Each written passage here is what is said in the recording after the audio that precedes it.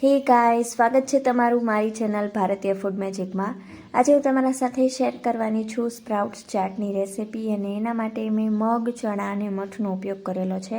અને એને આપણે ફણગાવવાના છે તો એની ન્યુટ્રિશન વેલ્યુ છે એ ખૂબ જ વધી જાય છે અને અમુક લોકો ડાયટ કરતા હોય છે તો એના માટે આ રેસિપી ખૂબ જ ઉપયોગી બનશે। તમે બાળકોથી લઈ અને મોટા સુધી આ રેસિપી છે ખૂબ જ ઉપયોગી બની રહેશે એમના સ્વાસ્થ્ય માટે। તો ચાલો ઝડપથી જોઈ લે કે એને કઈ રીતે બનાવવી। એના માટે મગ, મઠ અને ચણાનો ઉપયોગ કરેલો છે। મેં બધાનું માપ 1/4 કપ જેટલું રાખેલું છે અને એને 2 થી 3 વાર પાણીથી ધોઈ લેવાના છે અને પછી નોર્મલ રૂમ ટેમ્પરેચરવાળા પાણીમાં જ એને 8 થી 10 કલાક માટે પલાળી રાખવાના છે અને આપણે આ બધા જ કઠોળ છે ને ફણગાવશું એટલે એની જે ન્યુટ્રિશન વેલ્યુ છે એ ખૂબ જ વધી જાય છે અને સાથે આપણે બધા વેજીટેબલ અને અમુક ફ્રૂટ્સનો ઉપયોગ કરવાના છીએ એટલે 8 થી 10 કલાક બાદ આપણે એને પલાળ્યા હતા તો હવે આપણે જોઈ લેશું કે આપણા કઠોળ છે એકદમ સરસ રીતે પલળી ગયા છે। તમે જોઈ શકો છો કે આપણા કઠોળ છે એકદમ સરસ રીતે પલળી ગયા છે। હવે આ પલાળેલા કઠોળ છે ને આપણે સાઈડમાં રાખી દઈશું અને આ રીતનું એક વાસણ લેવાનું અને એના ઉપર આપણે કોઈ પણ આવી રીતે હોલ હોય એવું આપણે વાસણ લેવાનું જેથી આપણે હવાની અવર જવર બરાબર થઈ રહે અને આ રીતે કપડું મૂકી દેવાનું અને એના ઉપર આપણે જે બધા જ આપણે કઠોળ પલાળીને રાખ્યા હતા એ પલાળેલા કઠોળામાં એડ કરી દઈશું અને એને આવી રીતે સરસ રીતે લેવલ અપ કરી અને કપડું છે એને ઢાંકી દેવાનું છે અને એને આપણે થોડા ઇન્ટરવલે આપણે એના ઉપર પાણી છાંટતું રહેવાનું છે અને 12 થી 14 કલાકમાં આવી રીતે સરસ એવા સ્પ્રાઉટ્સ છે એ રેડી થઈ જશે અને વચ્ચે વચ્ચે પાણીનો તમારે છંટકાવ કરતું રહેવાનું છે કપડાં ઉપર એટલે એનો જે આપણા સ્પ્રાઉટ્સ છે એને સરસ એવું પાણીનું મોઇશ્ચર મળતું રહે। તો આપણા સ્પ્રાઉટ્સ છે એકદમ તૈયાર છે અને એને આપણે બાફી લેવાના છે। અધકચરા જ આપણે બાફશું, બહુ નહીં બાફીએ એટલે એને હાઈ ફ્લેમ ઉપર 5 થી 7 મિનિટ માટે આપણે બાફી લેવાના છે અને જો અમુકને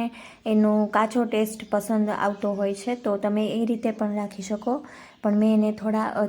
અધકચરા જેવા બાફી લીધા છે। તમે જોઈ શકો છો કે આપણા કઠોળ છે એ બફાઈ ગયા છે અને આની ન્યુટ્રિશન વેલ્યુ ખૂબ જ ઊંચી હોય છે અને તમે એને આ સ્ટેજ પણ ઉપર ખાઈ શકો છો, એનું ખૂબ જ ઉપયોગી બને છે। હવે આપણે એક બાઉલમાં આપણે સ્પ્રાઉટ્સ આપણે બાફેલા હતા એ સ્પ્રાઉટ્સ લઈ લેશું અને હવે આપણે એમાં બીજા વેજીટેબલ ઉમેરવાના છે। તેમાં સૌથી પહેલાં આપણે સમારેલા ટમેટાં એડ કરવાના છે। તમે આમાં તમારી મુજબ વેરિએશન ઉપર નીચે કરી શકો છો અને હવે આપણે એમાં છીણેલું ગાજર ઉમેરવાનું છે અને છીણેલું બીટ ઉમેરવાનું છે। તમે એમાં તમારા મનપસંદના શાકભાજી ઉમેરી શકો છો અથવા તો પ્લસ માઇનસ પણ કરી શકો છો અને ડુંગળી ઉમેરવાની છે, તમે ન ખાતા હોય તો સ્કીપ કરી શકો। કાકડી ઉમેરશું અને મેં આમાં ક્રંચ માટે દાડમના દાણા એડ કરેલા છે અને થોડી તીખાશ માટે આપણે લીલા મરચાંનો ઉપયોગ કરેલો છે અને સ્વાદ મુજબ આપણે સિંધવ મીઠું ઉમેરવાનું છે, તમે નોર્મલ મીઠું પણ ઉમેરી શકો અને પછી આપણે એમાં મરી પાવડર ઉમેરવાનો છે। મરી પાવડર મેં 1/4 ટીસ્પૂન જેટલો લીધો છે અને 1 ચમચી જેટલું આપણે એમાં ઓલિવ ઓઇલ ઉમેરવાનું છે, તમે એની જગ્યાએ કોઈ પણ સાદું તેલ પણ લઈ શકો અને લીંબુનો રસ ઉમેરવાનો છે અને સમારેલી કોથમરી એડ કરશું અને બધી જ વસ્તુને આપણે એકદમ સરસ રીતે મિક્સ કરી લેવાની છે અને તમે વેજીટેબલ એડ કરશો એટલે એનો ટેસ્ટ છે એ બમણો થઈ જાય છે અને ટેસ્ટમાં ખૂબ જ સરસ લાગે છે અને એ બાને વેજીટેબલ આપણે ખાઈ શકીએ કઠોળની સાથે સાથે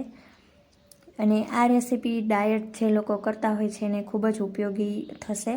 અને તમે ઘરે આ રેસીપી જરૂરથી ટ્રાય કરજો અને તમારા રિવ્યૂઝ મને કમેન્ટ બોક્સમાં જરૂરથી જણાવજો કે તમને મારી આ રેસીપી કેવી લાગી અને તમારા ફ્રેન્ડ્સ અને ફેમિલી સર્કલમાં આ વિડીયોને જરૂર શેર કરજો